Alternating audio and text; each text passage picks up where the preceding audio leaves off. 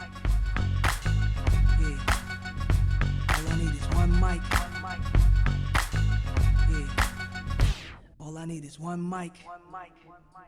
Hey everybody, welcome back to One Mic, where I watch shit so you don't have to. And today I'm here to talk about seasons 1 and 2 of HBO's Succession. Not a current running show, which is kind of out of the realm of what I generally do on this channel. But I'm always trying to find something new to watch, and I love HBO products, so I'm always going to be checking out stuff that's on HBO, especially stuff that HBO is putting out that's racking up awards. So before I get started, I want to say up front that there's not going to be any spoilers in this video, because I'm still trying to do what I do traditionally, which is to give you guys an idea of hey, I might have some interest in this show. Let me see what Mike thinks and see if it's something that might interest me.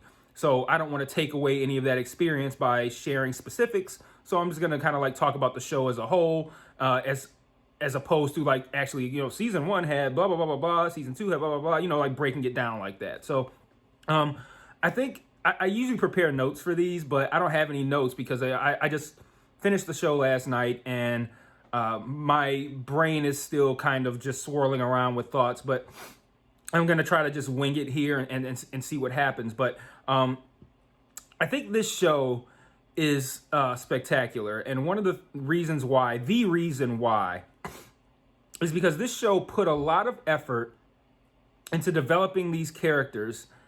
And before we even talk about developing the characters, let's talk about writing these characters. Who comes up with these people? Like, do these types of people exist in real life? Like are the uber rich? Are there people who are like this?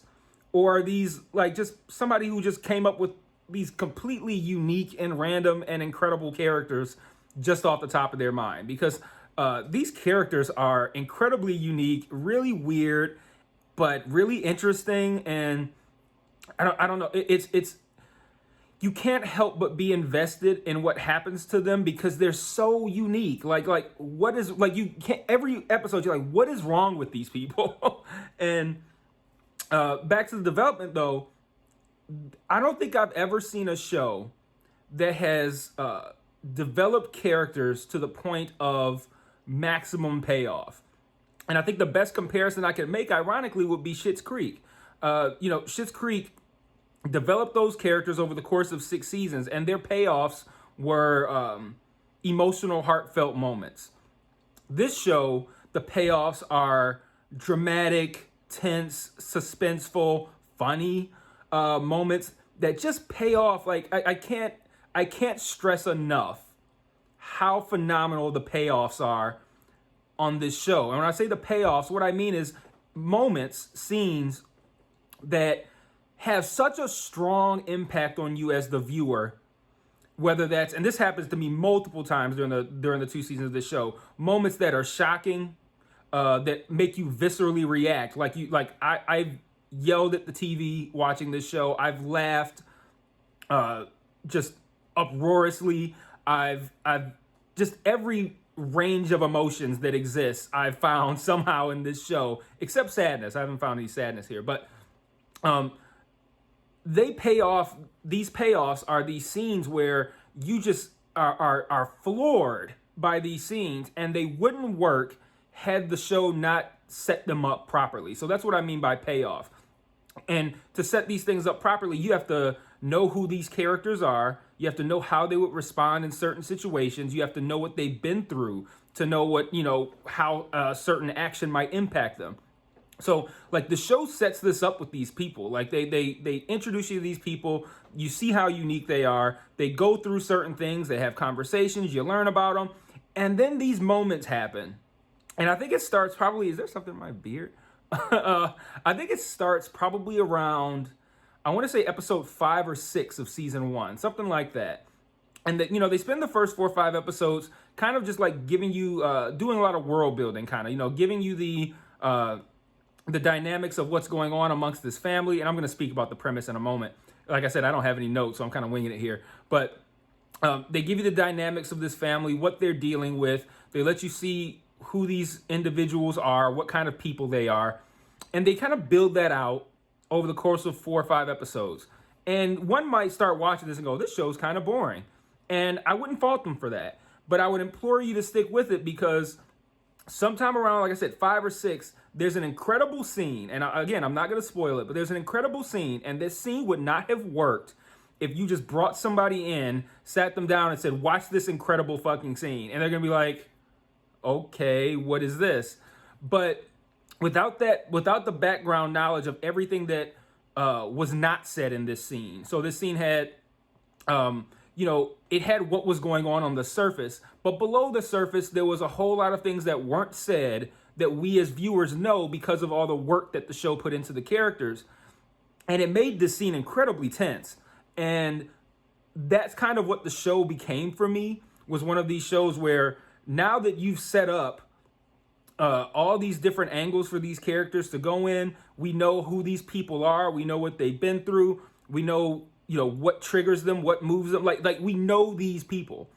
So now that we know these people and we know these dynamics, the show just somehow finds a way to completely beat you over the head with incredible fucking scenes. And there's several in season 2 that just, I literally mouth hanging open in shock, literally crying, laughing, literally oh my God, I can't believe what I'm seeing right now. One of these scenes, I think it was in episode 8 of season 2, might have been episode 9. One of the wildest scenes that I've ever seen in a show. And it wasn't because of the events that were taking place. It was because you went into the situation knowing how it could end up.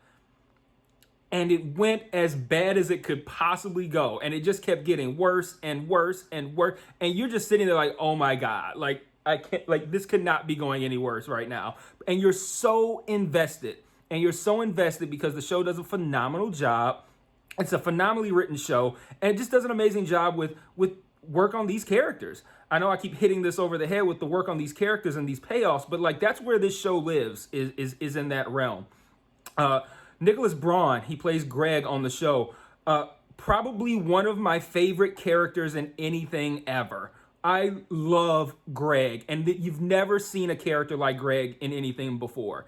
And it's incredible. It's incredible. Talk about the premise of the show real quick. It's pretty simple. Brian Cox, who you guys probably know from any number of things. Brian Cox is a legend in the industry. He stars as Logan Roy, who is the head of this Waystar Royco company, which is just it seems to me to be kind of the equivalent of Disney right now. They own every fucking thing. But he's head of this company that just owns everything, just a media company. And he's looks like he's starting to maybe develop some form of dementia or something like that. And his kids are kind of fighting / preparing for his inevitable retirement and who will succeed him, hence the title of the show, as the head of this company. That's the general premise. And you would think that would not be a premise that would have legs, but the backstabbing, the plotting, the conniving, and then again, the moments that these characters have are incredible. It's really great work. It's interesting that I compared it to Schitt's Creek because both of these shows cleaned up at last year's Emmys, and I see similarities in them, even though one is a comedy and one is a drama. I see those similarities. It just goes to show you that you don't have to have some sort of show where it's murder mystery and people are theorizing every week is who committed this murder, and it's some sort of whodunit or twists and turns and all kinds of surprises and shocks. You don't necessarily need all that to make a good show. All you really need to do is come up with some interesting characters, really flesh them out, and make them kind of go in the trajectory that they should go and make it interesting. And that sounds, obviously I'm making it sound way simpler than it is. That's incredibly difficult. But, Schitt's Creek and Succession are not the kind of shows that are, everybody's watching it like Game of Thrones, or everybody celebrates it like they did, like Modern Family or something like that. They're almost kind of niche shows, even though a lot of people watch them, because they're so unique in what they do with their characters and how they pay off the development of these characters. And I think that's why these shows clean up, because they do something really special in an age where everything is just a copy of something else. Like, I mentioned with Mayor of Easttown on HBO, which just grabbed a couple Emmy nominations. That while the show on the face of it is really good, it is still like a repeat of the same shit HBO keeps doing with these limited series, which is these like murder mystery whodunits. And in a world where we're seeing constant remakes of things, the same concept over and over, for a show like Schitt's Creek or a show like Succession to come out, of course it's going to get all those awards because it's doing something special and it's doing something unique. And man, they fucking crushed that second season, man. It was incredible. So like I said, you got Brian Cox. He stars as Logan Roy, who's the head of the company. You have Kieran Culkin, who obviously Macaulay Culkin's brother. He's been in a number of things over the course of his career. He's been an actor for a very long time. You've probably seen him in any number of things. Maybe you didn't know he was Macaulay Culkin's brother, but he's been in a ton of stuff. I think the first place all of us saw him was as Fuller in Home Alone, who, if he has too many Pepsis, he's going to wet the bed. That's him, all grown up. He's like 38, 39 years old, something like that. He plays Roman Roy on the show, son of Logan / Brian Cox character. You have Shiv Roy, played by Sarah Snook. And by the way, almost all of these people got Emmy nominations last year, by the way. Incredible. Schitt's Creek won everything it was nominated for. All the actors were nominated. They all won. And then this one was almost the same, except all the actors didn't win. But moving on. Sarah Snook, she plays Shiv Roy. An incredible performance from her. She's probably the most normal character on the show. Her husband, Tom Wamsgans. And where the fuck does Wamsgans... What kind of a last name is that? Like, it must be some foreign shit that I've never heard of before. Because, like, what the fuck? Wamsgans? I don't know. But her husband, Tom, I forget who plays him. I think his name is... I think it's Matt something. I can't recall. But he was nominated for an Emmy. Kendall Roy, another son, played by Jeremy Strong. He won the lead actor in a drama Emmy last year. The show won for best drama, best writing, best directing. The song, even down to the fucking theme song. The theme song is incredible. like Pusha T rapped on it. It's like one of the dopest theme songs I've ever heard. Like everything is perfect on this show. So Jeremy Strong plays Kendall. Alan, it's Alan Patrick, Alan something, but he played Ferris Bueller's friend, his best friend in Ferris Bueller's Day Off. I can't even remember his name in the in the movie now, but he plays Connor Roy, and there's a rich cast of characters who are all incredible, and all the actors do an incredible job. But all that to say, very strong recommendation on this show. It might be a little bit of a slog to get through in those first, maybe 4 or so episodes if you're not really interested in seeing how these characters interact. But if you stick with it, man, the payoffs are incredible, absolutely incredible on this show. So 2 huge thumbs up on this one for me. Definitely watch Succession. I can't speak highly enough on how the great work they do with the writing, the great work they do with the characters.